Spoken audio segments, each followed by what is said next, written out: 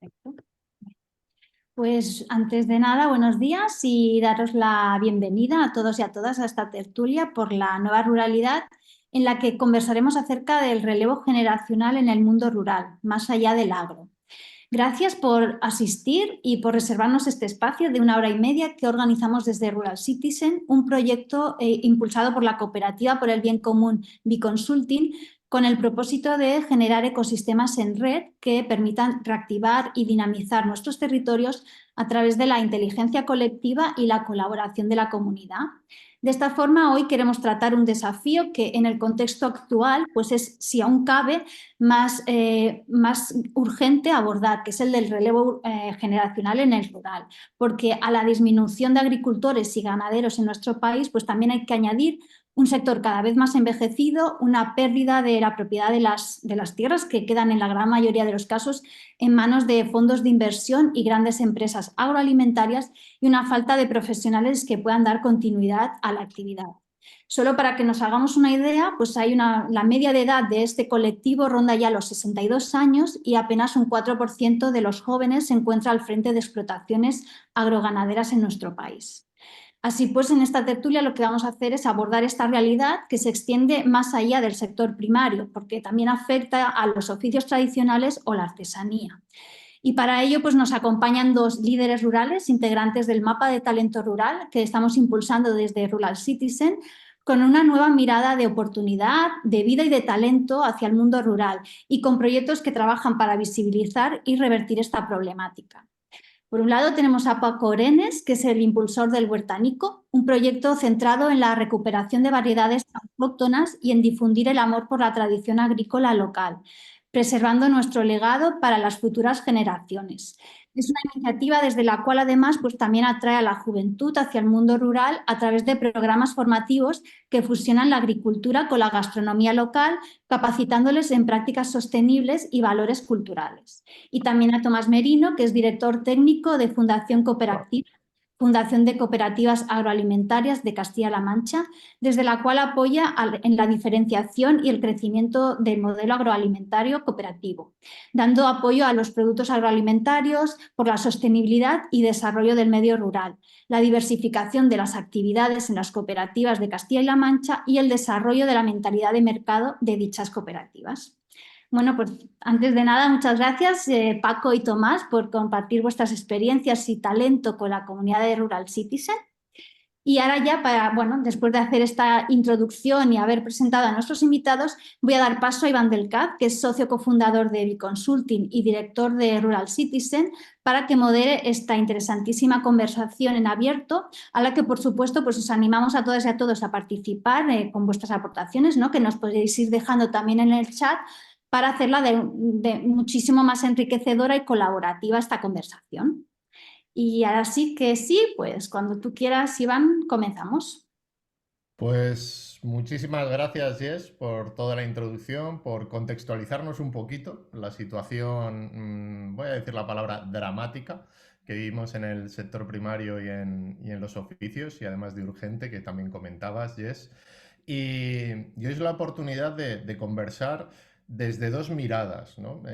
Vamos a tener ahora ocasión de escuchar a Tomás y a Paco para que nos introduzcan brevemente en 5 o 10 minutos cada uno de sus proyectos, cada uno de lo que están desarrollando, pero creo que lo bonito de la conversación que vamos a vivir este rato, que vamos a pasar juntos, juntas, es que esas dos miradas nos viene desde una parte más micro, muy cuidada y de calidad, que es la que trabaja Paco directamente, incluso con la hostelería y con grandes cocineros, de cómo se puede hacer el trabajo de la huerta de otra manera y desde la calidad y desde el cuidado, y otra mirada un poco más macro, desde las cooperativas agroalimentarias, una realidad de hace décadas, años, que se vive, de unas inercias que podemos contemplar y que Tomás nos irá acercando de lo que se vive en el mundo cooperativo, tanto en Castilla-La Mancha como a nivel nacional, con lo cual luego cuando abramos ya la conversación y empecemos a conversar sobre, digamos, las claves o todo lo esencial que tenemos que trabajar en temas de relevo generacional, creo que va a enriquecer mucho. Van a enriquecer ellos, pero queremos que vosotras y vosotros también enriquezcáis esta tertulia. Para ello tenéis el chat, en el que ahí os invitamos a escribir, a comentar, a preguntar todo aquello que queráis, para ir trasladándolo tanto a Tomás como a Paco a lo largo de la conversación. ¿Mm? Y vamos a escuchar, vamos a empezar desde lo micro. Vamos a empezar con Paco el Huertanico, desde Murcia, que hoy está lloviendo en Murcia y es de celebrar. Y está y es algo importante que tiene que suceder para que esas huertas sigan funcionando. Paco, introdúcenos tu proyecto, introdúcenos cómo trabajas y luego ya entraremos en esa conversación. Y mil gracias por estar con nosotros, Paco. A vosotros siempre, de verdad. Ha sido es un placer y será un placer. Pues sí, el título es el maravilloso, el relevo generacional. Yo nací en la huerta murciana viendo agricultores pegados a mi casa, viviendo de ellos y encima de todo con una comunidad de amigos que compartían.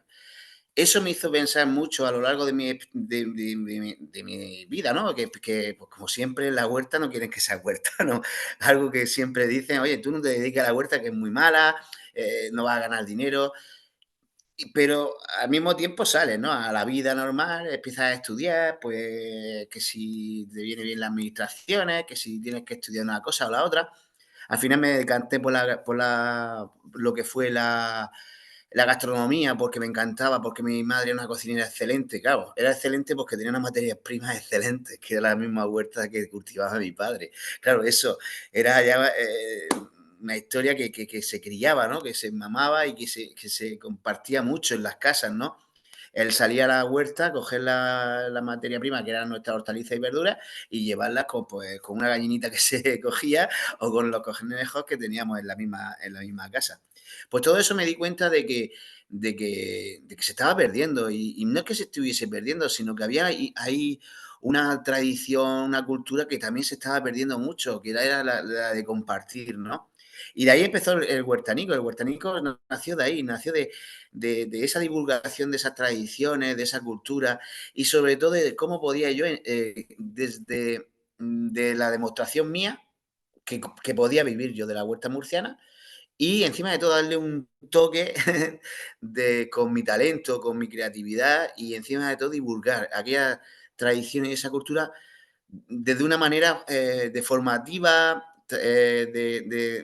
diferente, que no la hay y aún no la hay, ¿no? Estamos en ello.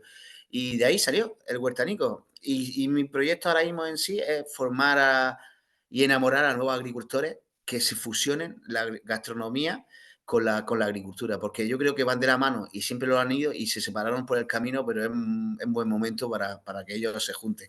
Y todo unido también con esas tradiciones y esos oficios que se estaban perdiendo, que son fantásticos y ahora tienen que se pueden recuperar y trabajarlas con talento. El que sea, el que sea, hay muchísimo. Ujú. Pues Y muchas ya gracias, está. Paco. Me quedo con tres palabras de lo que has comentado, que a lo mejor luego surgen en la conversación. Excelencia, tradición y enamorar. Si juntamos eso en una coctelera, probablemente empecemos a mirar lo que es la agricultura, la ganadería y el sector primario de otra manera.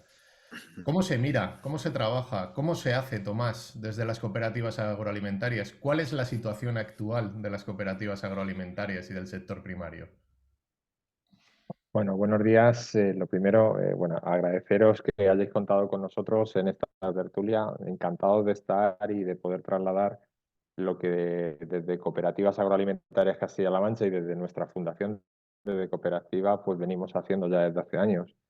Bueno, primero contextualizo un poco quiénes somos nosotros, porque quizás no nos conozcáis. Nosotros desde nuestra fundación en el año 2010, Cooperativas Agroalimentarias, que ahora hemos celebrado la semana pasada el 35 aniversario, optamos porque era necesario crear de alguna manera una fundación que ayudara a vertebrar todo aquello que eran retos del largo plazo.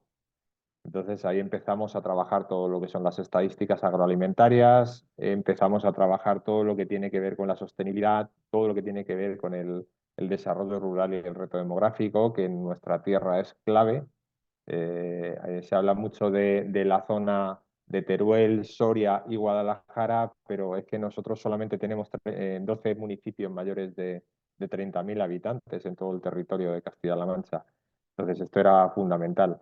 Y en los últimos años, en los últimos 5 o 10 años, empezamos a trabajar el concepto de que el modelo cooperativo apostase por demostrarle a la sociedad cuál era el valor social que aporta al territorio. Porque nos dejamos de llevar por el valor económico, pero se nos olvida el valor social. Cosa que Paco ha comentado antes, el concepto del valor emocional, enamorar, tradiciones, oficios, esas cosas tienen un valor también y se puede tangibilizar, y eso en el medio urbano no se conoce. Entonces, dicho esto, nosotros vivimos en una región donde más del 45% de nuestra población vive en el medio rural, donde la presencia de jóvenes cada vez es más escasa, cada vez crecen más las ciudades intermedias, cada vez crecen más esos 12 núcleos de población y bueno, pues solamente tenemos un 5,1% de jóvenes en el medio rural. Si esto lo comparamos con los datos de la Unión Europea, estamos infinitamente mucho más bajo que ellos. Nosotros tenemos un problema estructural muy importante, muy importante. O sea que aproximadamente el 69% de los municipios de Castilla-La Mancha tienen menos de 1.000 habitantes. Y aparte de eso, en estos municipios, más del 32% de estos municipios, la principal fuente de ingresos es una cooperativa. Pero tenemos, unido a eso, un problema social brutal. Y es que la brecha de relevo generacional es extremadamente grande. ¿Por qué? Pues porque por cada 10 personas que se nos están jubilando en el medio rural y en el modelo cooperativo, como mucho estamos incorporando a 4 jóvenes. Y esto es un tema tremendo, tremendo. Y además es que en los próximos 20 años tenemos aproximadamente el 35% de la base social de las cooperativas que se va a jubilar. Nosotros ahora mismo del modelo cooperativo, este año que hemos tenido un año récord de facturación con más de 2.700 millones de euros, estamos hablando de que se nos podrían jubilar aproximadamente el 60% de la base social de las cooperativas. Y esto es brutal. Esto es brutal porque estamos intentando construir un modelo cada vez más resiliente con el territorio, cada vez más integrado, más fuerte económicamente, pero tenemos un problema de sostenibilidad social, porque cada vez tenemos menos jóvenes que apuesten por el modelo cooperativo y por el medio rural. Dicho esto, ya iremos hablando con mayor detenimiento sobre estas cosas. Sí, pues muchas gracias, Tomás, y muchas gracias por la contextualización clara y con datos, ¿no? Al principio lo comentábamos, ¿no? Y también nos comentaba Yes, de ese momento urgente y de ese momento de alarma. Voy a ir introduciendo la conversación por un hilo para intentar a ver si al final de la hora que vamos a pasar juntos, hasta las 11:30, llegamos a algunas conclusiones. La primera es, y es una pregunta muy directa, ¿no? Yo creo que el mundo rural se ha visto desde hace muchísimas décadas desvalorado y diría hasta menospreciado por una parte más urbana y de oportunidades. Y me quiero explicar. Es decir, simplemente la frase de, hijo, aquí no tienes futuro, vete a la ciudad, esa yo creo que ha matado mucho del mundo rural, ¿no? Y esto ha afectado, yo entiendo que también al sector primario y a la imagen del sector primario. Eh, ¿Hay un problema de narrativa para ese relevo generacional? ¿Hay un problema de cómo se está mostrando el sector primario? Bueno, si quieres, bueno, comento yo. A Sí. ver, yo creo que en los últimos 30, 40 años nos hemos encargado, nuestros padres, nuestros abuelos se han encargado de recomendarnos de que nos dediquemos a otra cosa. De que el campo está aquí, el medio rural está aquí, pero a mí me lo decía mi padre, esto va a estar siempre aquí, dedícate a otra cosa. Yo soy hijo de agricultor, mi padre era capataz agrícola, yo llevo conociendo el sector agroalimentario pues desde que empecé a dar los primeros pasos pero la realidad es que se ha creado un modelo de cultura desde nuestros propios hogares hacia lo urbano, donde verdaderamente lo rural estaba ahí, la agricultura y la ganadería estaba ahí, pero era un modelo que era muy sacrificado, era duro y que de alguna manera pues que teníamos que estudiar y progresar, porque en el medio rural no. Ese Ujú. modelo de cultura, bueno, pues ha dejado mucha huella en nuestras generaciones, ha dejado mucha huella en el medio rural y, bueno, pues con el paso de los años hemos visto que tenemos las generaciones mejor formadas de la historia en este país.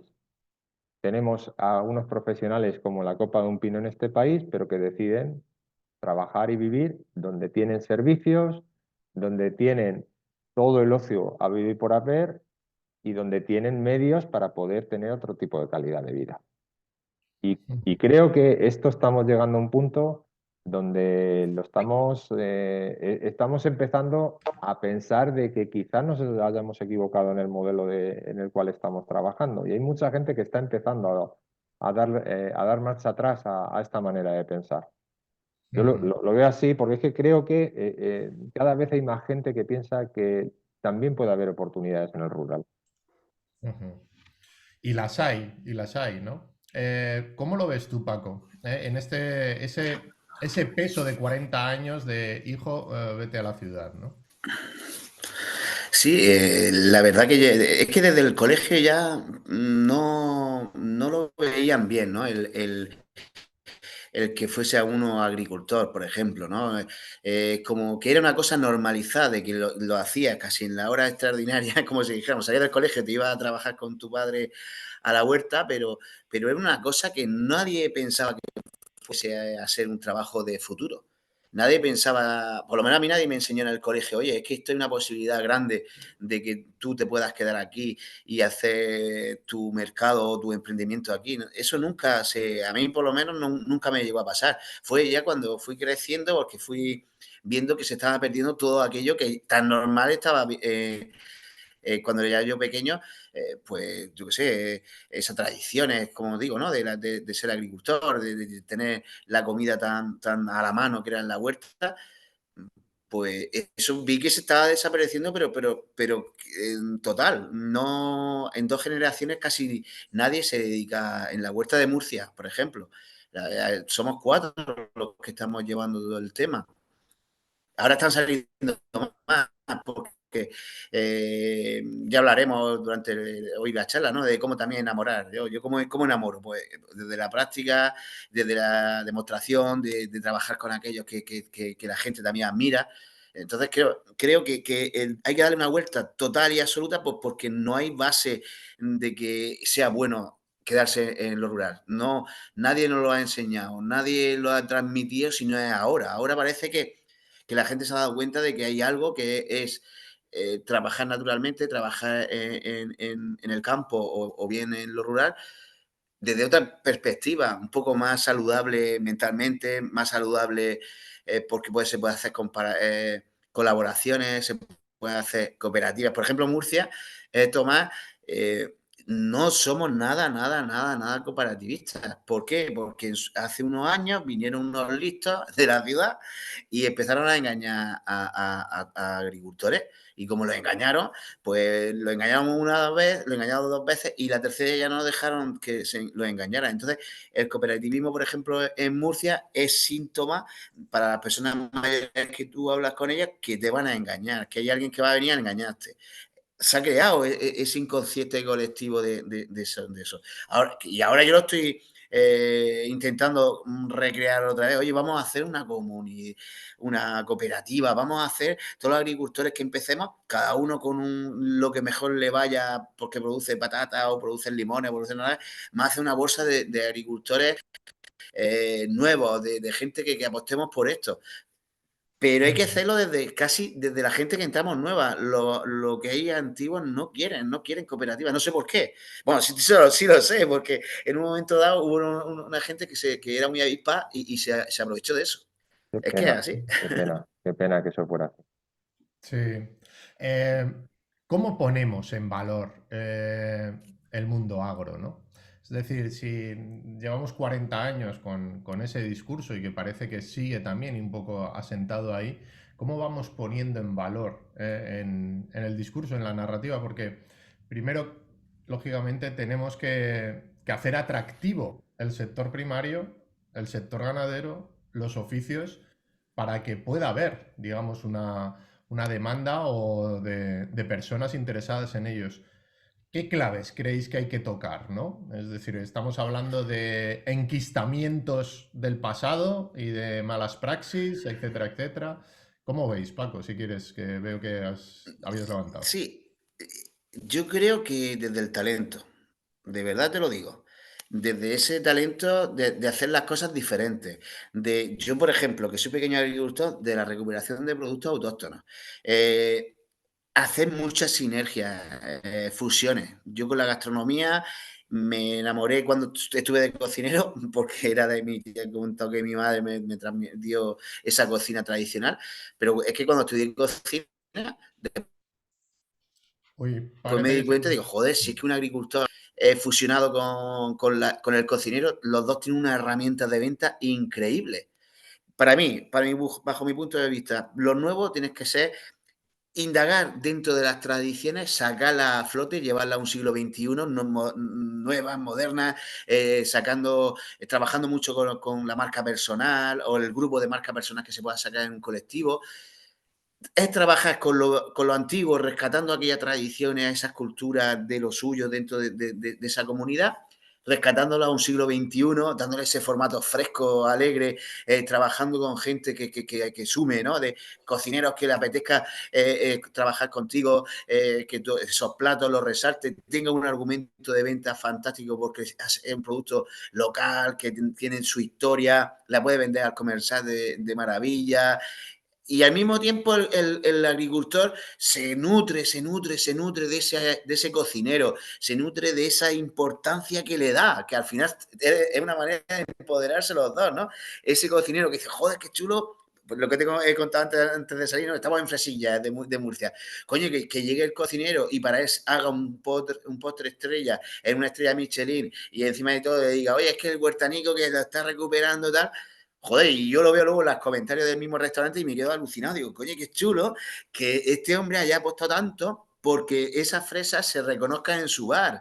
Claro, eso hace que a mí mis clientes, que son los particulares, también quieran acceder a esas fresas y quieran acceder a esos productos porque ven que una persona que está a nivel nacional en un escalafón chulo, cuenta con un agricultor que está a la par suya, ¿no? Que está ayudándole, apoyándole. O sea que yo creo que esa sinergia, esas fusiones entre diferentes sectores es primordial, es una cosa primordial.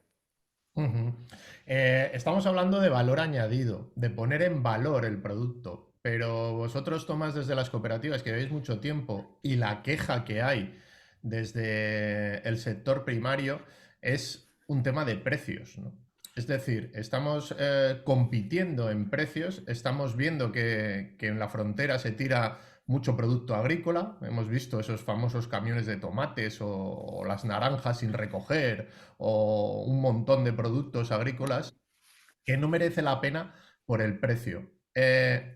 Seguimos compitiendo solo en precio, porque lo que está poniendo Paco aquí sobre la mesa es lo contrario. No compitamos en precio, sino compitamos en producto de calidad y de valor añadido, ¿no? ¿Cómo se vive esto en las cooperativas? ¿En qué situación nos encontramos? Bueno, en el modelo cooperativo, indudablemente la sostenibilidad económica está a flor de piel, porque llevamos años, yo diría décadas, teniendo precios de productos agroalimentarios que están por los suelos. Desgraciadamente, pues el sector agroalimentario siempre, siempre, allá por donde vayamos, es una moneda de cambio en los tratados internacionales. Es decir, cambiamos baterías eléctricas por productos agroalimentarios. Indudablemente el valor añadido que tiene una batería eléctrica no la tiene un kilo de tomates o un litro de vino o un litro de aceite. Es decir, no lo tiene. Entonces, siempre es una moneda de cambio en los tratados internacionales. Aquí hay un problema bueno, que creo que nosotros llevamos ya tiempo trabajando, lo que es el concepto del valor social que tienen los productos agroalimentarios. Detrás de cada tomate, de cada litro de vino, detrás de cada litro de aceite, detrás de cada ajo, detrás de cada producto agroalimentario, siempre hay una historia. Y esto no se valoriza nunca en el sector agroalimentario, nunca se valoriza ni en lo urbano, ni cuando vemos cuando se vuelcan estos camiones o se tiran en la frontera estos productos agroalimentarios. El periodista de turno nunca cuenta qué es lo que hay detrás, solamente se queda con el hecho puntual que está ocurriendo en ese momento. Detrás de ese producto agroalimentario hay la historia de muchas personas que deciden quedarse en el rural y son profesionales del sector agroalimentario. Ah, calla. Son profesionales del sector agroalimentario.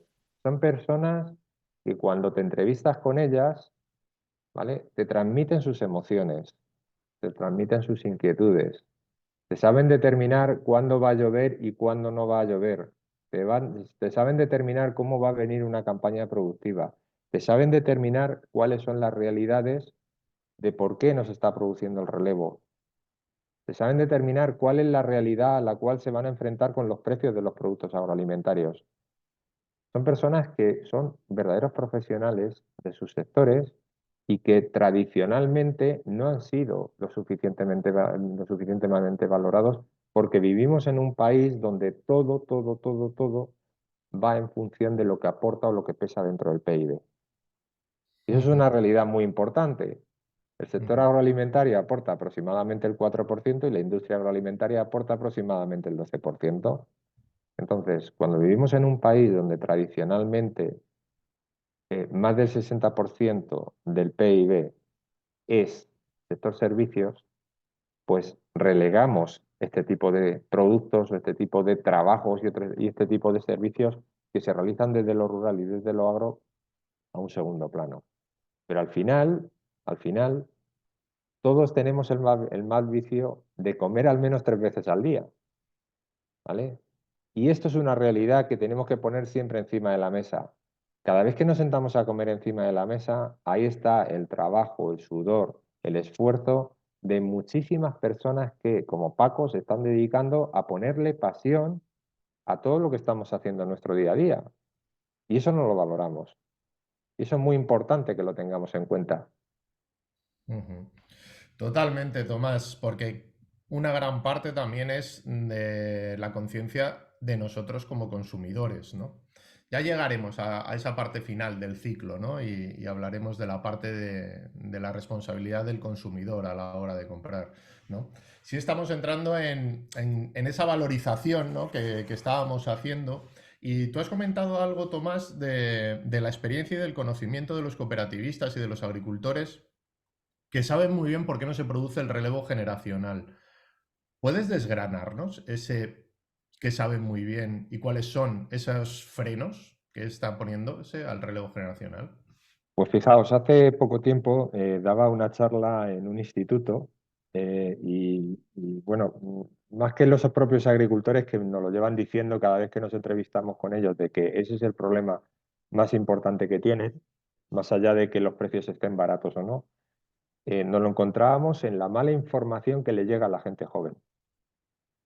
Cuando yo me dijeron, bueno, tienes que venir a darle una charla a los chavales del instituto, a hablarles de que lo importante que es que se aporte, que en lugar de ser ingenieros o en lugar de ser pues, enfermeras o médicos, pues que también piensen en dedicarse a la agricultura.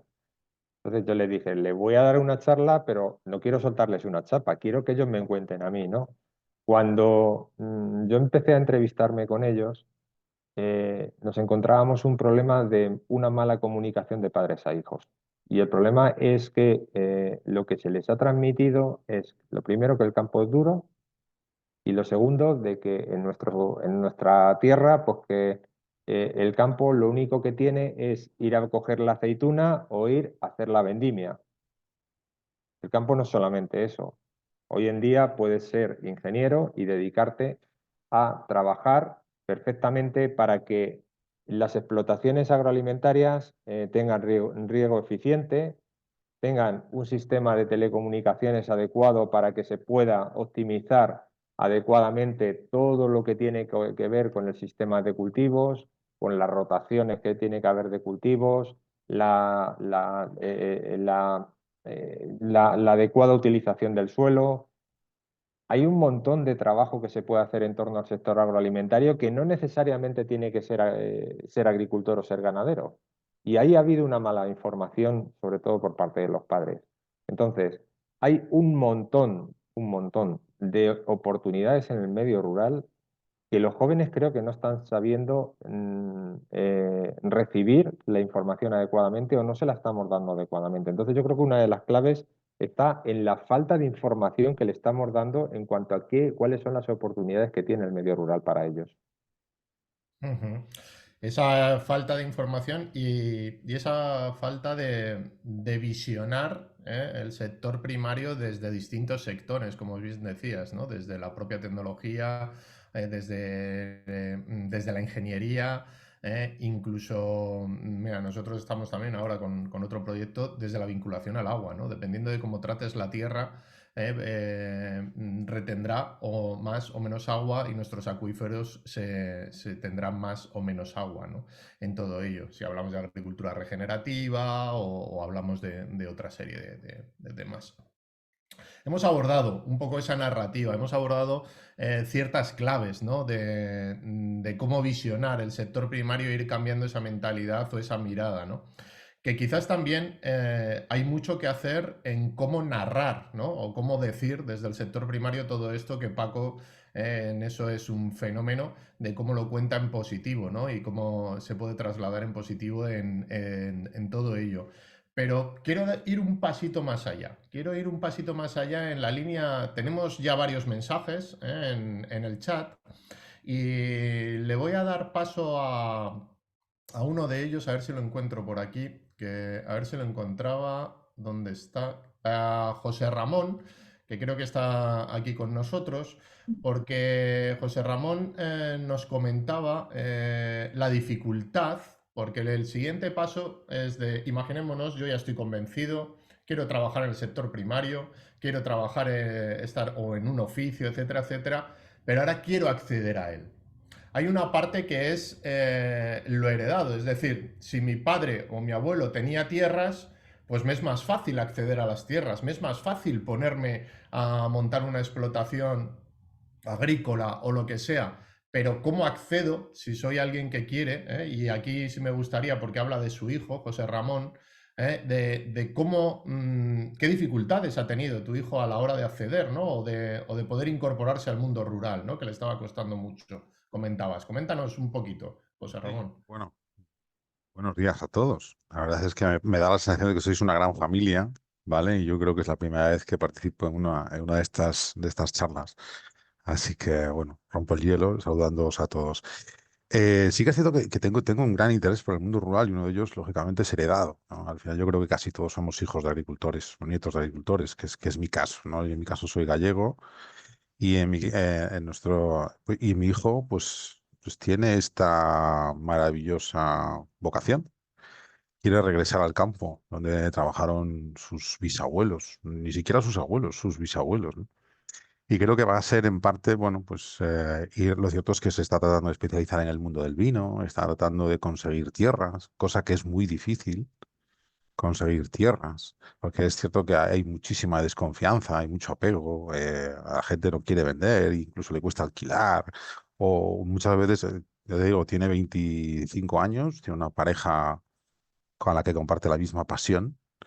Y lo cierto es que yo soy consciente de lo difícil que es el relevo generacional en el campo y ver a mi hijo que ahora ha entrado en una fábrica en el sector del metal como operario, cuando tiene esa vocación, pues hasta me resulta triste, triste, porque ves que hay esa necesidad por un lado y este joven de 24 años que lleva peleando por tratar de integrarse y que le está costando. Lógicamente tampoco quiere desplazarse a lo mejor 1000 kilómetros y irse a la otra punta de España, ¿no? Él, lógicamente busca algo local, algo más cercano. Sí que es cierto que alguna finca de la familia podrá trabajar, pero ahora ya va a tener que hacerlo, lógicamente, además los proyectos rurales o los proyectos, por lo menos él, como, tal y como los plantea, tienen ciclos naturales y es necesaria una inversión, una paciencia, un esperar. Vale, que a veces también para un joven que se incorpora, pues es complicado, porque ¿cómo le dices tú a un chico que venga, planta? Lógicamente tienes que plantearte un proyecto en distintas fases temporales. A lo mejor una huerta se recoge y se capitaliza mucho antes, pero a lo mejor si quieres hacer una plantación de aguacates tienes que pensar en un proyecto a 5 años o 7 años, ¿no? O de castaña, etcétera, etcétera, ¿no? Entonces, pues eso es un poco lo que le está pasando, ¿no? A mi hijo, curiosamente, ¿no? Ujú, Como decía Iván, como os ujú. trasladaba en el mensaje, tal, ¿no? O sea que los jóvenes, a pesar de que a veces quieran y que reciban el mensaje adecuado, les cuesta entrar. ¿Qué podemos decirles al hijo de José Ramón? ¿Qué podemos decirle a esos jóvenes que quieren acceder y les cuesta? Ha abierto micro, Paco, y luego le damos paso a Tomás. Vale, hola José, ¿qué tal? Pues yo creo que hay veces que el que llega por primera vez lo que era el campo, a la agricultura, le mueve algo, ¿no? Algo que quiere hacer, ¿no? Algo que quiere hacer quizá para estar vivir de la naturaleza, que la naturaleza te provea, que lo hagas como emprendimiento. Lo que pasa es que hay muchas veces que es un poco desconocimiento, ¿no? Entonces, yo siempre animo a que se forme un poco, porque la verdad, me has dicho varias cosas, ¿no? De trabajo, aguacate, esto, lo otro. Claro, estamos haciendo unos trabajos que son vistos a muy largo plazo. Entonces, quizás tiene que hacer fusión también. Quiero decir que si tú trabajas en la agricultura, se está poniendo, bueno, siempre se ha hecho que no se plante solo un monocultivo, quizás, ¿no? Que empiece quizás, si quiere hacer aguacate, imagínate, pues entre árbol de aguacate y aguacate, pues plantar lechuga o plantar aromática o plantar una serie de cosas que te empiecen a dar dinero desde ya. Quiero decir, una explotación agrícola tienes que verla como si fuera una empresa, ¿no? Oye, ¿cómo quiero verme dentro de 3 años? Vale, pues dentro de 3 años quiero verme con los aguacates que me estén dando X kilos, porque ya hemos visto que los estudios nos dicen que esos aguacates nos van a dar tantos kilos cuando llevan 3 años, si la planta ha sido comprada de 2. Imagínate. Pues, ¿y qué queremos? Y dentro de la primera temporada que mi huerto empieza a funcionar, ¿qué quiero tener para la venta? Oye, pues entonces eso ya es la lógica de ir al sitio, de enriquecerse de la comunidad agrícola cercana, de ir a hablar con los agricultores. Oye, ¿qué plantáis en temporada? ¿Qué se puede vender? Hablar con... Y como yo he hecho, ¿no? A mí me encantaba eso de plantarme en la puerta de mi huerto y decir, ¿qué tienda más cerca tengo de mi casa? Pues la tienda de mi pueblo. Voy a la tienda de mi pueblo. Oye, ¿te interesaría que te plantara cosas de lo que tenemos de temporada? Oye, pues sí, pues me interesa que me plantes lechuga, me interesa que me plantes rabanito o apio. Y hablando, creándote una cesta de supervivencia hasta que tú creas tu gran explotación agrícola. O bien ya vivir de esas subvenciones que te puedan dar, ¿no? Que también eso es otro mundo. Pero si queremos dedicarnos, yo hablo desde el pequeño agricultor, desde ese que quizás con poco terreno vive. Yo, por ejemplo, todos mis terrenos son arrendados, no hay ninguno que sea en propiedad. Yo he ido a hablar con los propietarios, oye, que me interesa tu huerto, y yo sé que estaba vacío, que lo tenía y ya casi que le costaba el dinero tener que hacer la limpieza todos los años para que no se le pegara fuego a la hierba y demás, ¿no? Entonces, pues al final llegué y llegué a un acuerdo con él oye, yo te lo llevo, te lo dejo, te lo voy manteniendo y si tú quieres venir, te llevas lo que te haga falta. Al contrario, nunca me ha venido a pedirme nada, pero sí le ha encantado cuando viene a decir, qué bien, qué bonito está, me encanta lo que estás haciendo. Quiero decir que al final es integrarte dentro del territorio. Y más si eres un chaval joven, como puede ser tu hijo, tiene que ser él que intente enmarañarse con el pueblo, con la cercanía del pueblo, con el vecino agricultor, zona, que investigue la zona, investigue mucho la zona, qué productos funcionan, qué no funcionan, qué agricultores están funcionando por la zona y ellos seguro que le van a abrir la puerta. Que se pierda el miedo a hablar con la comunidad, porque la comunidad agrícola está deseando que venga alguien así joven y diga, oye, es que te está interesado en la agricultura, ¿qué quieres saber, amigo? Y te lo llevas y vente conmigo unos días, te echo una mano. Pedirle también, oye, ¿te importa irme unos días contigo? Te echo una mano en esto. Yo que sé, a Josi, es como has dicho, de Bill. Oye, cuando estéis podando, me voy contigo y él me explica y yo te lo hago gratis, que no pasa nada. Te hace un 15 días trabajando en el campo con un agricultor así serio que lleve toda la vida. Vamos, es una enciclopedia con patas, como se dice aquí en Murcia. Eso es como ir a la universidad a hacer un super masterclass. Y yo aconsejo eso. Ya Tomás, que ya lo más grande que se puede hablar es Tomás. Ser proactivo, ¿no? Y tener la Sí. ilusión, ¿no? De querer hacerlo, ¿no? Que eso es clave, ¿no? Pero ¿qué ocurre, no? Ha hablado de comunidad, Paco, y nos ha comentado de integrarse con la comunidad y así, pero a veces, Tomás, esa comunidad del sector primario es un poco cerrada y receloso de sus tierras, ¿no? Para Sí, la gente que viene de fuera. ¿Cómo así ves? es, ¿Cómo lo así ves? es. ¿Cómo ves? Bueno, buenos días, José Ramón. Bueno, yo lo primero que le diría a tu hijo es que se hiciera socio cooperativista. Es lo primero que le diría, ¿vale? Lo segundo que le diría es que pensando en hacerse socio cooperativista estando en Galicia, es que se acercase a cooperativas agroalimentarias de Galicia, a GACA, y hablase con Higinio Mugán, que es un excelente profesional y que de alguna manera pues le pusiera en común con las necesidades que se están enfrentando las cooperativas en el territorio, porque sí que es cierto que en aquella tierra, en aquellas tierras hay mucho recelo. Sí que es cierto de que desde las cooperativas cada vez se está trabajando más en el concepto del banco de tierras. Y el concepto del banco de tierras, pues es algo tan sencillo como que son verdaderos conocedores de la realidad a la que se enfrentan porque hay muchas personas mayores que tienen hijos y los hijos no quieren saber nada de las tierras y hay otros que no tienen hijos. Y tanto unos como otros tienen necesidad, porque le tienen un apego al territorio, a la tierra, a lo que ha sido de sus padres, de sus abuelos, para que las tierras, como decía Paco, las tierras se sigan cultivando. Entonces, la cooperativa creo que es el mejor mecanismo a nivel rural para conocer y unir el concepto del trasvase de tierras de las personas mayores a las jóvenes, porque puede ponerlos en común. Y ahí sí que no hay que andar buscando o intentar evitar ese recelo, porque sí que te vas a encontrar a través de la cooperativa gente que está dispuesta a ceder sus explotaciones en aparcería, en arrendamiento, en venta. Hay mil fórmulas. Ujú. Con lo cual, digamos que ese paso de acceder a la tierra no es, digamos, tan... Es dificultoso, pero existen posibilidades con distintas fórmulas de las que estáis comentando tanto Paco como Tomás. Pero voy a ir al paso siguiente.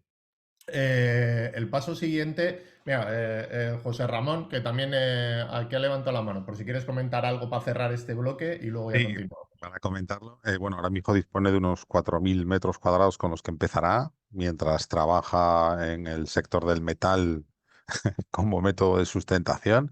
Tengo muy buena relación con el sector de cooperativas aquí en Galicia, Tomás. Tengo una relación estrecha con Espazo Coop. Creo que es Muy bien, donde está también integrada, ¿no? Como comentó en un comentario posterior. Dirijo una cooperativa, yo personalmente. muy bien.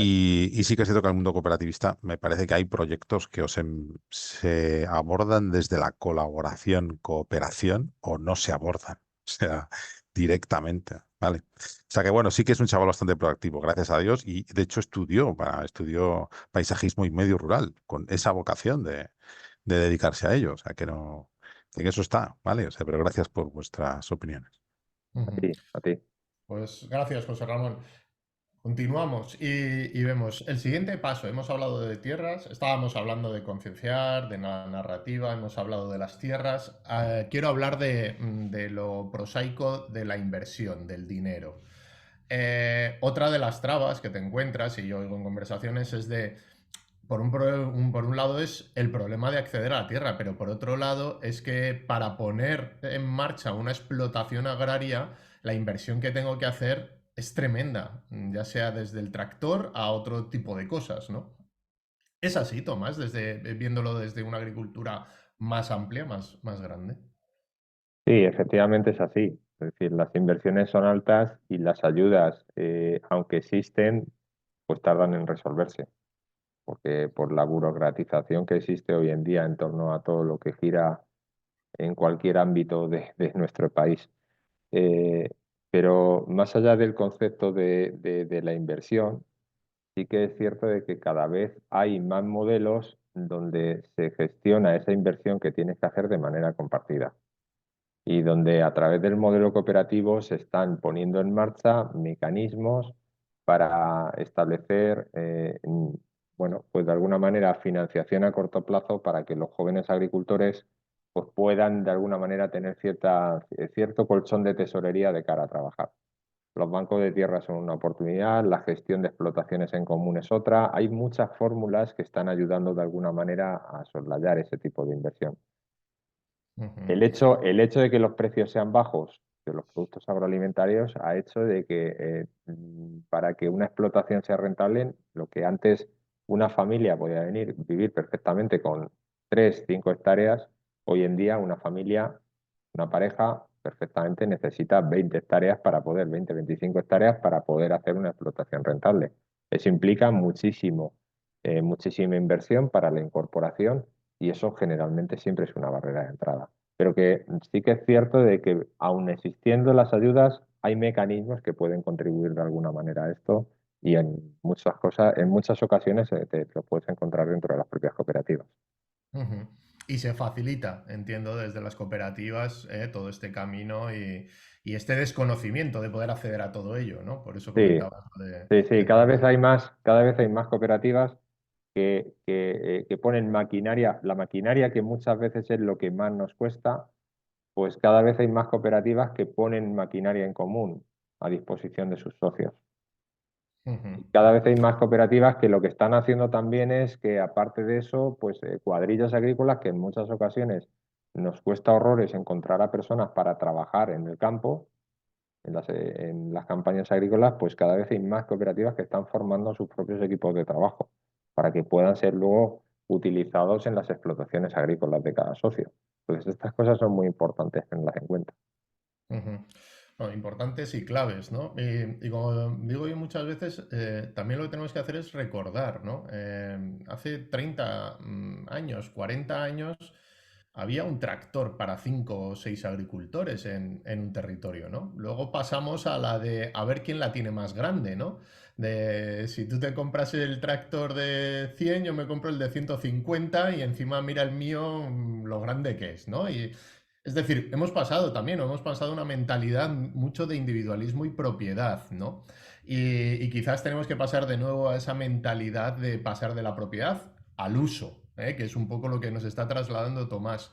A niveles de huertas, a niveles de lo que es el desarrollo o la puesta en marcha de huertas como lo que tú has hecho, Paco, en tu zona, ¿qué niveles de inversión requiere? ¿Requiere unos niveles de inversión menores? ¿Es más fácil ese acceso? ¿Existe una colaboración entre lo que son las huertas? Sí, yo creo que es como la otra vara de medir, ¿no? Lo que es un pequeño, yo por ejemplo, tendré 2.000 metros en funcionamiento, luego tendré a trabajar otros 2.000 en cítricos, pero no tengo mucho. Yo realmente la biodiversidad, ¿no?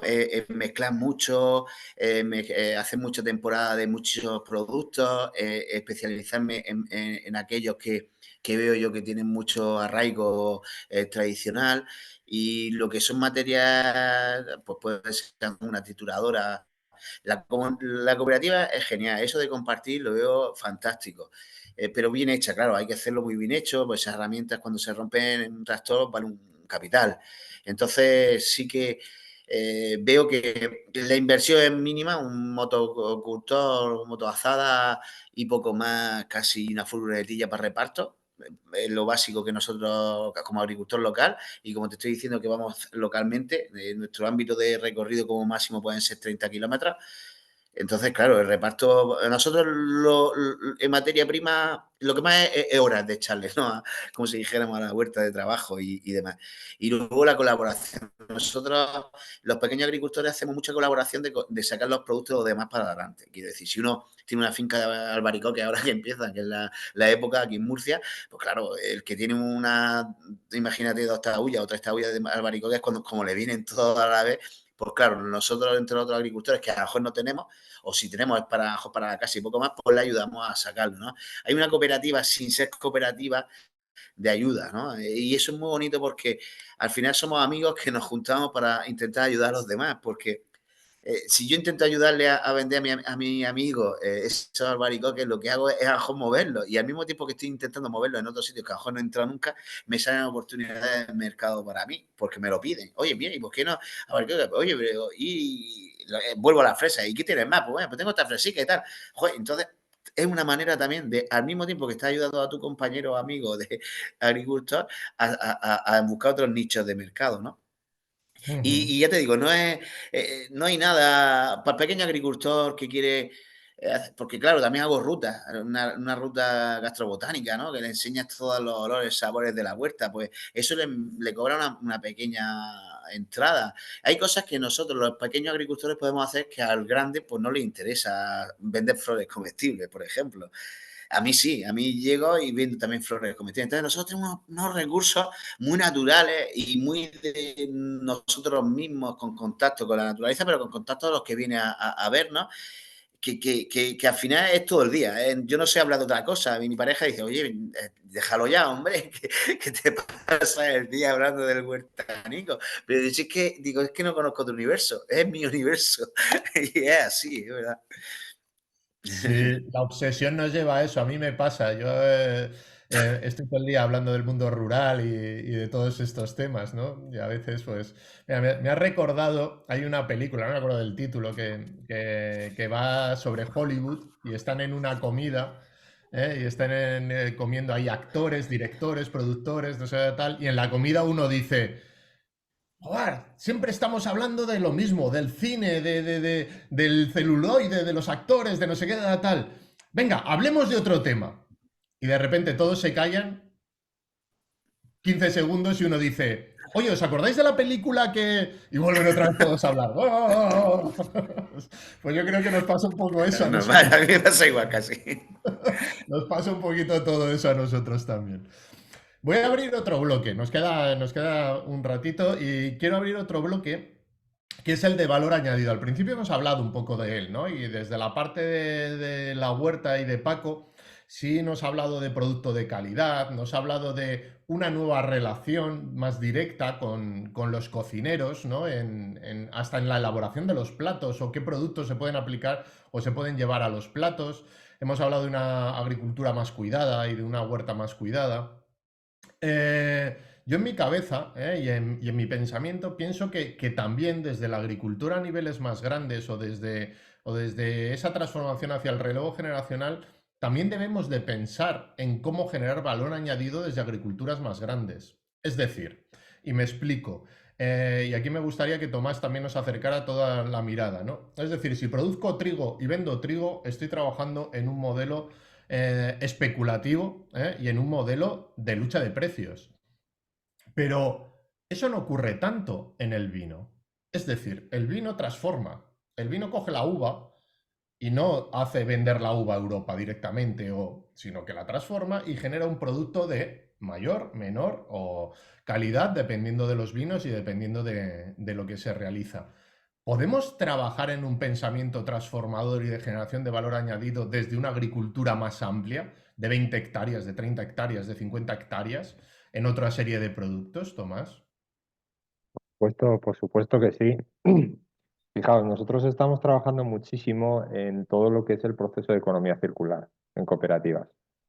Nosotros tenemos cooperativas que en vino, de hecho, hemos dado a la sostenibilidad medioambiental recientemente, la semana pasada, a una cooperativa, Destilerías Manchegas, un premio por todo el trabajo que están haciendo para aprovechar todos los residuos que se generan en torno al sector del vino para generar nuevos productos, para generar alcohol, para generar cualquier tipo de producto que contribuye de alguna manera a salir con un valor añadido al mercado. Entonces, eso es muy importante. En el sector del aceite de oliva estamos haciendo exactamente igual, se están haciendo elaboraciones de jabones, se están haciendo, se están utilizando para generar energías limpias, se están utilizando para generar fertilizantes y fitosanitarios que al final nutren las tierras. En el sector de hongos comestibles es súper curioso. Es decir, el sector de hongos comestibles, por ejemplo, en el modelo cooperativo, genera un valor añadido brutal. Nosotros ahora mismo en el sector de hongos eh, utilizamos desperdicios que tienen que ver, que vienen del sector de cultivos herbáceos, como es la paja, utilizamos la gallinaza, utilizamos otro tipo de subproductos para que eso al final forme parte del compost del cual nace las setas y los hongos. Cuando se produce la tercera o la cuarta floración en el sector de setas y hongos, al final ese compost lo volvemos a regenerar y empieza a fertilizar las tierras de los agricultores. Entonces, generamos un proceso de economía circular que al final genera un valor añadido adicional y esto es muy importante. Pero quería incidir en una cosa, ¿vale? Aparte de todo esto, de la reutilización y la regeneración de sus productos, hay una parte muy importante que tenemos que tener en cuenta. El valor añadido también nos viene por cuantificar, por ejemplo, toda la parte que Paco dice de que me paso todo el día hablando, o tú, Iván, dices, me paso todo el día hablando de lo que yo soy o lo que yo hago. El valor emocional también tiene una cuantificación y eso no lo contamos. Y todo lo que estamos aportando al medio rural que no está recogido en nuestra cuenta de pérdidas y ganancias, que es valor de no mercado, también tiene una cuantificación y eso es muy importante también que lo cuantifiquemos. Porque ese Entonces, valor de eso es valor social y eso es muy importante. Porque tenemos que entender que gracias a eso a lo mejor se mantiene una escuela Por en ejemplo, un pueblo, ¿no? por ejemplo, A lo mejor se mantiene un servicio sanitario en un pueblo. A lo mejor se mantiene el bar en un pueblo, ¿no? Yo creo que esas indirectas que se generan dentro de lo que es en el sector primario son también claves, ¿no? Y en eso mismo quería también preguntaros, ¿no? Es decir, si generamos ese valor añadido, digamos que también ocurre, ¿no? Y lo ha comentado Tomás, ¿no? Antes un agricultor vivía con 4 hectáreas o con 3 hectáreas de explotación, ahora necesita 20 o 25, con lo cual también en un territorio antes había 20 agricultores y ahora entre 4 llevan lo que es esa explotación, ¿no? La generación de valor añadido entiendo que genera otro tipo de empleos, ¿no? Y puede generar otro tipo de industria o microindustrias en los territorios asociados al kilómetro cero de producción, ¿no? Eso se está produciendo, eso está pasando. Más allá de, por ejemplo, el vino, que es un ejemplo que he puesto, o del aceite, que son los típicos, ¿no? pues se está dando. En el caso de cooperativas, pues por ejemplo, tenemos algún caso donde una cooperativa agroalimentaria, fruto del trabajo de sus socios, ha sido capaz de crear una residencia porque no había una residencia en un municipio donde juntando todos los municipios que había en la redonda, había aproximadamente 400 habitantes. ¿Vale? Y ha sido capaz de, gracias a que la cooperativa podía generar un valor añadido, ha sido capaz de montar una residencia para que en lugar de estar ocupando los socios una plaza pública o una plaza en una residencia privada que tenían que estar pagando determinada cantidad de dinero, tuviesen una plaza en propiedad que podía incluso traspasarse a sus propios hijos esa plaza en el momento de fallecer las personas mayores. O incluso vamos mucho más allá de eso. Es decir, el hecho de generar un valor añadido dentro del modelo cooperativo, pues está haciendo, por ejemplo, de que, antes lo comentaba, de que podamos empezar a pensar de que podamos estudiar un sistema de tecnología dentro de la cooperativa para tener riegos localizados o para hacer más eficiente el consumo de energía eléctrica o incluso el tratamiento de fitosanitarios dentro de las explotaciones agrícolas. O como existe en multitud de cooperativas de Castilla-La Mancha, de que tengamos un técnico de campo a nuestro servicio para saber en qué momento tenemos que estar aplicando el tratamiento adecuado o en qué momento tenemos que empezar a recoger el producto porque es el momento óptimo para recogerlo.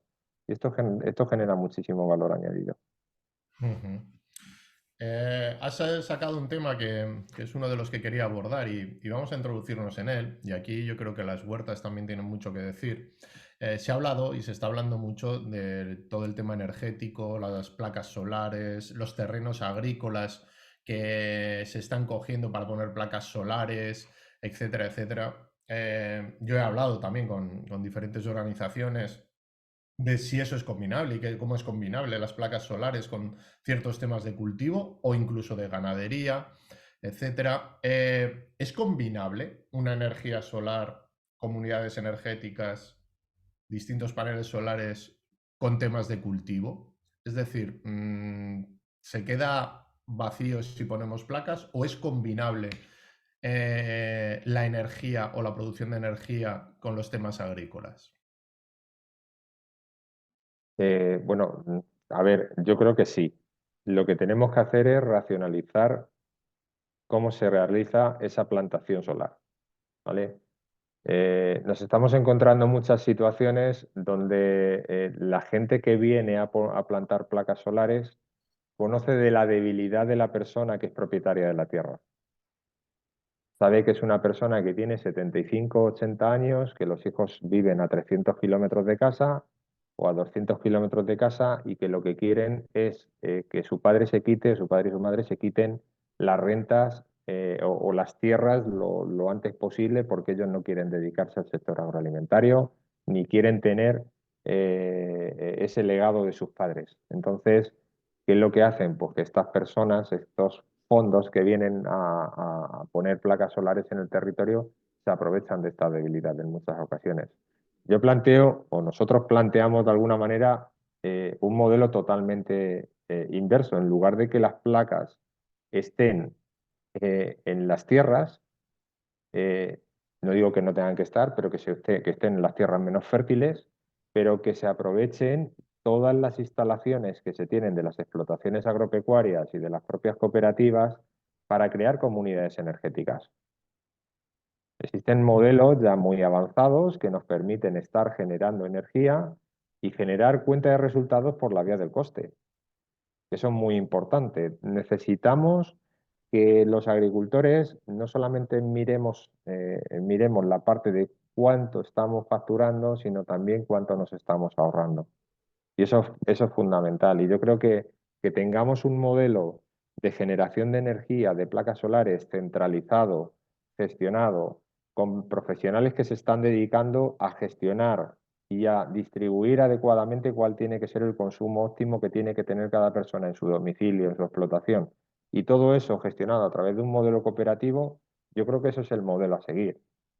En mi opinión es el modelo a seguir. Pero todo lo que está suponiendo que cada vez, todos los que viajamos tanto, cada vez vemos más placas solares y cada vez vemos más huertos solares en zonas que dices, pero bueno, ¿cómo es posible que aquí se haya montado una huerta solar? ¿Cómo es posible? Pues sí. Y generalmente eso está suponiendo de que, y por ejemplo, muy cerca de aquí de donde estamos nosotros, pues que lo que antes eran tierras de pasto, ahora ya no pueden entrar las ovejas a pastar, las tienen que estabular. ¿Qué es lo que provoca eso? Pues que el queso tenga una menor calidad o haya que trabajar el queso para tener mayor calidad de otra manera totalmente distinta, incrementándose los costes de producción. Entonces, creo que hay fórmulas para compaginar las placas solares, la generación de energía y ser resiliente con lo que nos estamos encontrando en el medio rural y respetarlo, sobre todo respetarlo. Totalmente de acuerdo en lo que estás comentando. Es más, igual que hablamos de kilómetro cero alimentario y, digamos, empoderarnos, como utilizaba la palabra antes Paco, o de soberanía alimentaria que se habla, el mundo rural tiene la capacidad y puede también trabajar con el kilómetro cero energético. El kilómetro cero energético para las explotaciones y para todo lo que desarrolla. Y ese kilómetro cero también se llama soberanía energética, ¿no? Desde las comunidades energéticas y otras soluciones que hay. Pero has dado o has puesto, digamos, uno de los temas que hace también urgente y alarmante la situación, que es, no lo voy a llamar indefensión, pero sí cansancio de esos agricultores mayores que les llega un fondo de inversión y les pone el dinero encima de la mesa y les quita el problema de las tierras y encima es que se lo pagan 2 o 3 veces más caro que lo que cuesta hasta la propia tierra, ¿no? Porque es una realidad, porque ha ocurrido en Latinoamérica, porque ha ocurrido en África, y es así. La tierra es el mayor valor seguro, más que el oro, de futuros. Y lo que está ocurriendo es que se está comprando tierra en España de todos estos agricultores y de estos ganaderos. ¿Cómo podemos ver soluciones, encontrar soluciones contra esta maquinaria tan grande y tan pesada y tan acelerada? ¿Cómo podemos acelerar el proceso de este relevo generacional? ¿Qué claves podéis ver a nivel micro, Paco, y a nivel más grande, ¿no? Porque digamos que están ahí encima viendo y esperando a que esa gente se jubile, esperando ya sea para poner placas o ya sea para simplemente tener control de tierra y utilizarla de aquí a X tiempo para realmente perder la soberanía alimentaria nosotros mismos y entonces sí que ellos pueden especular y poner el precio del tomate como quieran o de la lechuga, ¿no? Paco, ¿cómo podemos hacer para ir acelerando un proceso de relevo generacional que impida, ¿no? Esto que estamos viviendo? Y es una realidad de capitalista, ¿no? Una realidad de capitalismo absoluto, ¿no? Sí, sí. Tomás ha dado con el clavo. Yo aquí en Murcia lo estamos viviendo mucho, en la ciudad del sol, o la región del sol, y hay pueblos de monte, que eran monte, pues como dices, para pastos y demás, que se están completamente llenando de placas, pero a lo bestia no, es una exageración visualmente, lo bonito lo pierde y las ganas de irte al campo también se pierden mucho, y más con los generadores estos de ventiladores a lo bestia, cuando los ves, dices, "Ay, no creo que tengamos que tener tanta infraestructura en este medio natural que tenemos, de esta historia, porque luego el pueblo tampoco se beneficia de mucho, no se beneficia que sea la Lucracity para todos, ni nada de ese estilo. Yo creo que deberían de salir unas normas. Lo que pasa es que, claro, políticamente tampoco le interesa. Si es que todo está marcado porque los intereses no van al hilo del consumidor local, del que vive localmente. Al final, si un terrateniente tiene 3.000 hectáreas y como ha dicho Tomás, no los hijos ya le han dado unas carreras excelentes y tienen su empresa, pues a lo mejor le está estorbando. Pues entonces, que eso pasara un filtro antes de que llegue esa gente a poder poner a esas macrocentrales solares o térmicas o eólicas, ¿no? Esos ventiladores gigantescos. Quiero decir, yo creo que cada ciudad debería de tener un reglamento para que pasaran unos filtros, pero es que al final son los mismos ayuntamientos los que hacen juntas para, oye, que han dicho Endesa que va a poner esto, va a venir tal empresa que va a poner unas placas y reúne a todo el pueblo. Luego los 4 que hay que están en contra, dice, pues ya estamos con los ecologistas liados, ¿no? Al final es que no hay cultura tampoco de lo nuestro, es que estamos viviendo como en muchos sitios como hace 50, 60 años, que aún siguen pensando que lo que vienen de fuera y nos traen el dinero, Mr. Marshall, es genial y nosotros no sabemos cómo sacarle rentabilidad a eso tan bonito que tenemos, que es medioambientalmente maravilloso, que es una tierra cultivable, una zona de pastos, o cualquier cosa que puede ser beneficiosa para todo el universo, quiero decir, que vive en esa zona, ¿no? Pero no sabemos cómo ponerle barreras a esa gente que viene con los billetes, que viene diciendo que, oye, mira, que vale una hectárea, imagínate un decir, 1.000 euros y esa hectárea en vez de 1.000 euros te voy a pagar a 20.000 o 30.000 o a 50.000. Claro, el hombre mayor, que Tomás supongo que lo habrá visto en sus carnes con sus cooperativistas, ya, hombre, pues me quita el problema de encima. Encima de todo le voy a repartir a mis hijos que si ya viven bien van a vivir aún mejor y mis nietos. Claro, todos los vecinos que tienen mucho menos terreno se sienten totalmente desvalidos porque no pueden hacer nada, porque si también los ayuntamientos apuestan por esa gente y ellos no pueden comprarlo, porque antes había que si tu vecino vendía una tierra, por ejemplo, aquí en Murcia está, si tu vecino vende una tierra y está pegada a la tuya, tú tienes un derecho de compra, ¿no? De igualar, por ejemplo, antes de que venga otro a comprar, oye, porque tú quieres crecer, ¿no? Pero eso ya no puede, si tu vecino ya tiene una barbaridad de metros y el precio que le ha puesto es inviable, ¿no?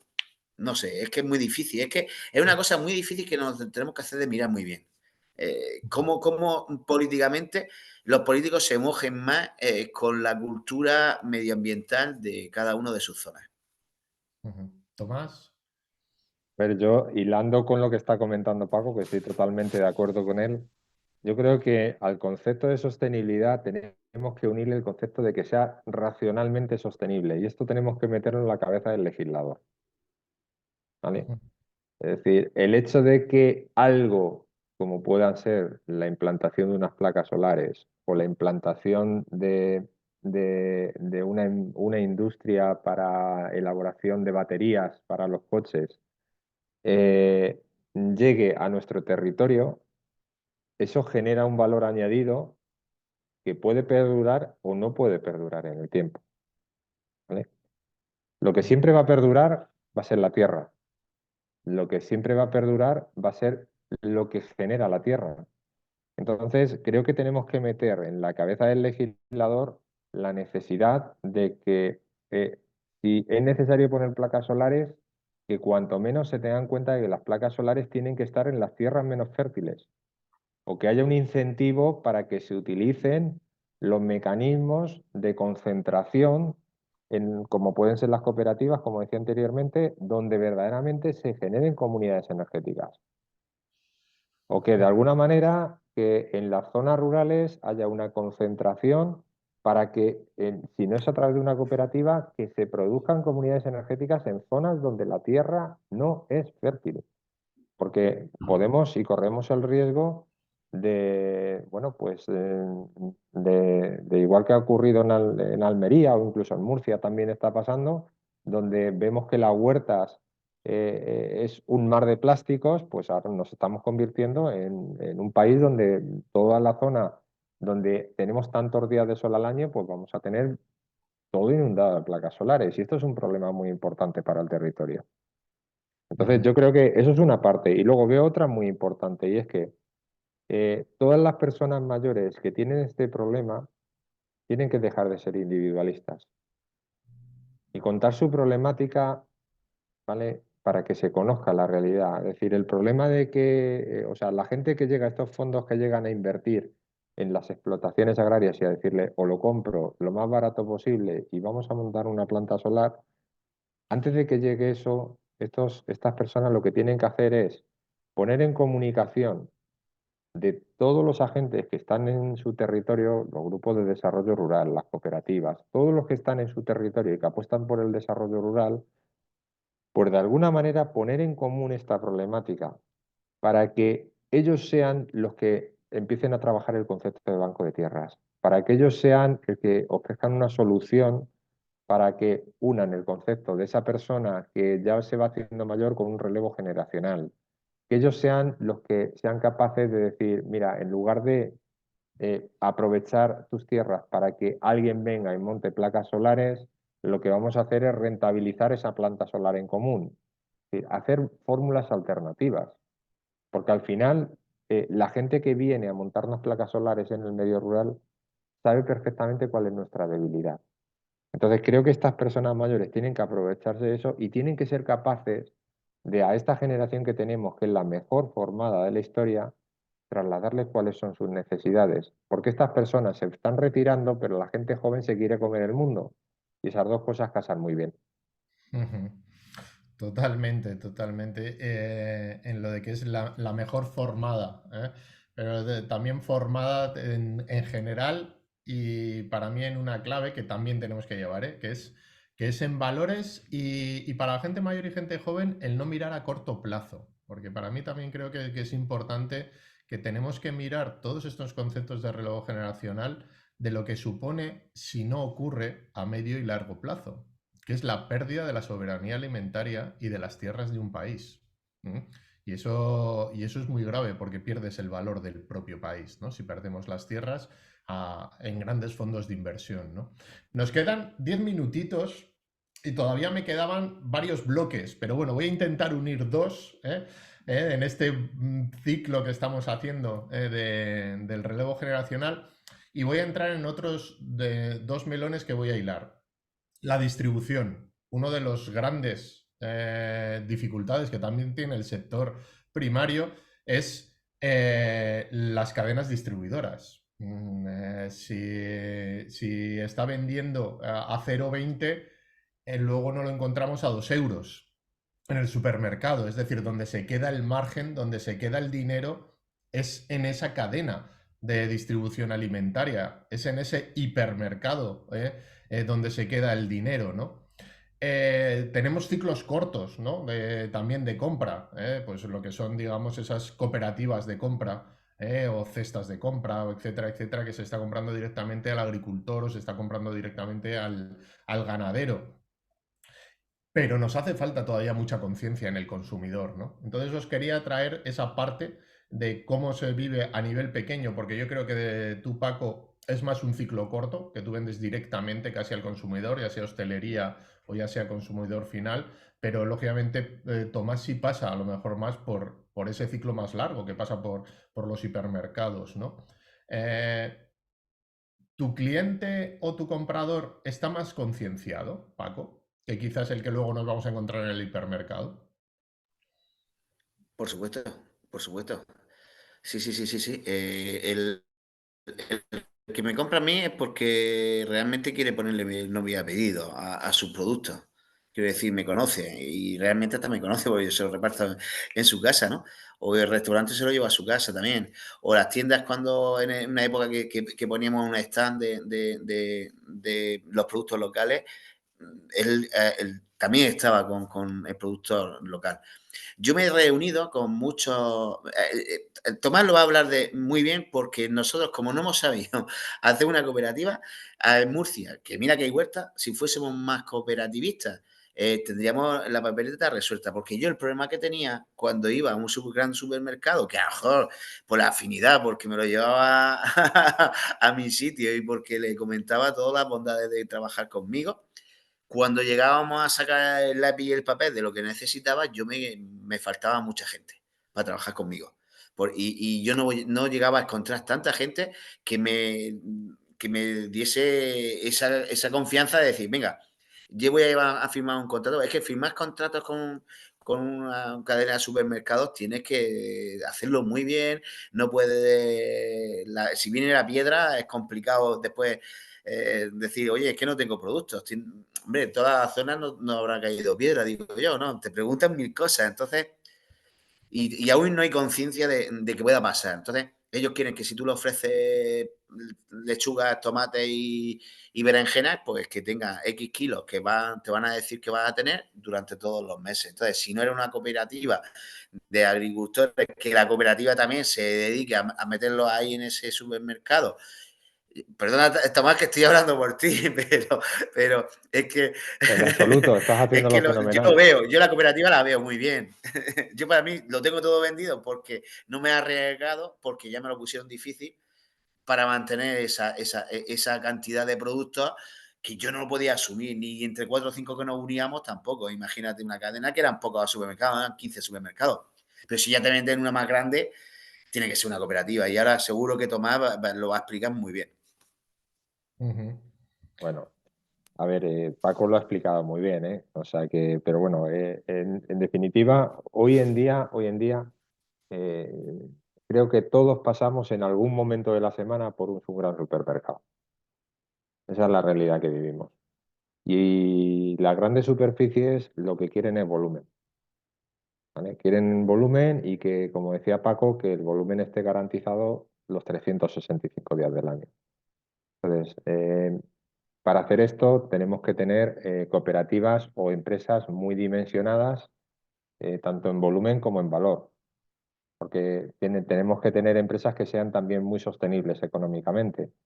Pero nos enfrentamos a un problema importante como tiene que ver con con que al final el consumidor cada vez demanda productos más sostenibles, pero hay mucha falta de información en la cadena de distribución, porque desde que el producto Paco lo produce en su huerta hasta que eso llega al final a una cadena de distribución, ha pasado por diferentes intermediarios. Paco es un canal corto y hace canal corto, pero generalmente esto no ocurre. Es decir, hay demasiados eslabones que van detrayendo valor, no solamente económico, sino también valor social. Y esto es un tema muy importante a tocar. Entonces, el supermercado tiende mucho a quitar el componente ético y el componente de valor de los productos agro. Tiende mucho a quitarlo eso. El concepto del rural, pues en una botella de vino no se ve, o en un litro de aceite no se ve, o en un tomate no se ve. Es decir, el componente rural no se ve. Entonces, nosotros hemos creado este año, estamos empezando a hacer la difusión, en las últimas semanas lo hemos hecho y va a haber un gran evento a nivel nacional, porque hemos creado la marca Producto Cooperativo. ¿Vale? Hemos creado la marca Producto Cooperativo y va a ser un sello de calidad que van a tener todos los productos que salen desde las cooperativas agroalimentarias, de todo el país, que van a entrar en la gran distribución con su propia marca. ¿Vale? Van a llevar la marca del producto que tiene la cooperativa, pero aparte van a tener ese producto de calidad. Van a tener esa marca que va a identificar el concepto del valor al territorio, el concepto del valor social, el concepto de las personas que están apostando y trabajando porque siga existiendo ese producto en el medio rural, por el origen, por la trazabilidad. Todo esto se va a recoger dentro de la marca Producto Cooperativo. Y esto es muy importante, porque hasta ahora no existía en las cadenas de distribución nacionales. De que llegábamos perdona Iván, pero de que llegábamos a demandar producto a una gran cadena de distribución, no sabíamos distinguir no sabemos distinguir la diferencia entre un producto que está elaborado en una zona urbana a uno que está elaborado en una zona rural. Y eso es muy importante. Ahora ya sí lo vamos a distinguir porque va a haber esta trazabilidad a través de marca cooperativa. Me parece una iniciativa necesaria. Aquí es también que las grandes distribuidoras se conciencien y entren y resalten este tipo de productos, porque ya sabemos también lo que ocurre en los lineales y en los supermercados, dependiendo de dónde pongas el producto, se va a vender o no se va a vender. O se va a trabajar más o se va a trabajar menos. Ya sabemos lo que es el greenwashing, ya sabemos lo que es hasta el rural washing, que se empieza a hablar ya del rural washing, pero estas iniciativas son importantes y claves. Pero hay que hacer un gran trabajo, ¿no? Nos quedan nada, ya 2 minutos. Hay que hacer un gran trabajo hacia el consumidor, ¿no? Y entender, yo siempre en algunas charlas lo comento, ¿no? Que nos quejamos, y volviendo otra vez al tomate, a la lechuga, lo que sea, por poner, de que un tomate de X sitio que recorre miles y miles y miles de kilómetros y encima ni es ecológico ni nada, cuesta 1,80 y uno ecológico me cuesta 2,50. Es decir, estoy pagando 70 céntimos más, ¿no? En ese tomate o en esa lechuga o en lo que sea. Y decimos, es que la cesta de la compra sube mucho y demás y tal. Y yo siempre hago la pregunta, ¿no? Y digo, ¿y cuánto producto tiras a la basura? De que se te ha podrido en casa o de que no has utilizado o de que no has consumido. Es decir, también está pensada la compra para que compres de más, y compremos de más. Si compráramos de forma más consciente y de producto ecológico, quizás podríamos ir revirtiendo todo esto que estamos diciendo y el camino hacia el que estamos encaminando, ¿no? Por eso en el cierre, lo que os voy a pedir a los dos es, ¿qué le decimos al consumidor? Para que apueste por estos productos más de cercanía, para que apueste por estos productos que vienen certificados de una trazabilidad como lo que van a poner ahora en marcha, ¿no? Desde las cooperativas. ¿Qué le decimos? ¿Qué le podemos trasladar como cierre al consumidor? Bueno, yo lo que le diría es que conociese la realidad de lo que hay detrás de cada producto. Lo más importante es conocer la trazabilidad de ese producto. Detrás de un tomate hay vidas, hay una historia, hay familias, hay la conservación de un territorio. Si conociese todo eso, solamente de esa manera seremos capaces de valorizar creo que seremos capaces de valorizar mucho más cuál es la realidad de por qué un producto llega o no a nuestras mesas. Yo creo que eso es muy importante. Ujú. Gracias, Tomás. Paco. Pues yo lo que siempre le digo a mis clientes y a todo el mundo que hablo por donde sea, es que yo no trabajo con cámaras frigoríficas. Yo mi producto lo recojo por las mañanas y posiblemente por la tarde lo tenga el cliente en el sitio. Que me está dando vida a mí de seguir con lo que me apasiona y al mismo tiempo estoy haciendo que mis huertas sean visitables por los vecinos y los colegios y a todo el mundo que pueda ayudarle a vivir esa huerta, ¿no? Quiero decir que el comprar productos locales de un agricultor local, al final también esa localidad, ese producto, esa marca, o eres tú y tu comunidad, porque realmente el agricultor está trabajando tanto para que todo sea bonito, para que todo sea fértil, para que todo se comparta, que al final es una vida que no podemos perder. Es que no podemos perder el pequeño agricultor, no lo podemos perder.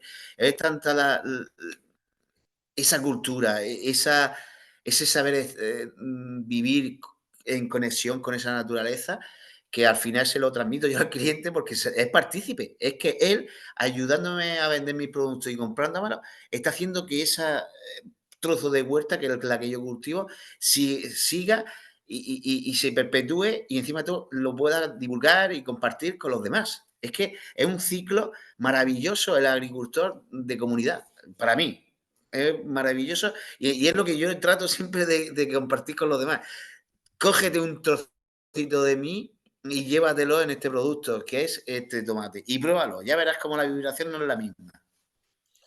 Nos quedamos con eso Casi. último. Mil gracias, Paco, Tomás, por acercarnos esa mirada y todo lo que esperemos que en este tiempo que hemos tenido de hora y media. Lo siento, José Ramón, estamos ya cerrando y nos gusta ser en el tiempo. Si te invito, si quieres, a escribirlo para si es algo que para Paco o para Tomás, que así lo pueden leer. Pero sí vamos a ir haciendo el cierre y me quedo también con esas palabras de que cada vez que compremos en un supermercado o compremos en una tienda, veamos detrás de ese tomate, esa lechuga, personas y tierra, ¿no? Y veamos un trocito de nuestro mundo rural cada vez que vayamos a comprar un tomate y no miremos solo el precio, no miremos si es el más barato o cuál es, sino que miremos tierra y personas y rural cada vez que vayamos a un supermercado a comprar nuestras frutas, nuestras verduras o todo aquello que compramos en los supermercados. Hasta aquí, le voy a dar paso ya a Jess porque no nos gusta excedernos en el tiempo de la tertulia, porque vuestras agendas también sabemos que son complejas y tenéis muchísimas más cosas. Lo siento, José Ramón, que nos habla de nuevos canales de venta y cómo se pueden trabajar, que nos traslada a través de esto. Y le paso a Jess para ya el cierre final y decirnos aquello que nos vamos a encontrar en las próximas semanas y meses en Rural Citizen. Mil gracias, Paco, Tomás. Pues sí, A antes vosotros. de todo agradeceros, ¿no? Y ha sido un placer teneros y escucharos a Tomás y a Paco, todo lo que nos han aportado y lo que hemos aprendido también. También agradecer a todas las personas que habéis asistido, ¿no? Y que nos habéis acompañado, a José Ramón también por todo lo que nos ha compartido sobre su experiencia. Y bueno, pues como decía Iván, esto no para. Ya tenemos la nueva agenda mensual del mes de mayo, que os he dejado aquí en el chat también el enlace para que lo veáis, cargado de nuevas charlas también, de nuevas tertulias, de una masterclass que también tendremos con el equipo de Tagea Lab y además, pues si eso fuera poco, pues también tenemos algunos encuentros presenciales, o sea que si estáis por la zona y también os acompañáis, pues sería también una maravillosa oportunidad, ¿no? Para encontrarnos presencialmente, que el online está muy bien, pero que no es lo mismo, ¿no? Que si nos vemos en persona. Así que, como dice Iván, no nos queremos tampoco exceder y desearos pues que tengáis un feliz martes, que tengáis un buen puente, los que lo tengáis, y nos seguimos viendo en Rural Citizen. Muchas gracias. Luego. Hasta luego, muchas gracias. Adiós. Gracias. Hasta luego. Gracias.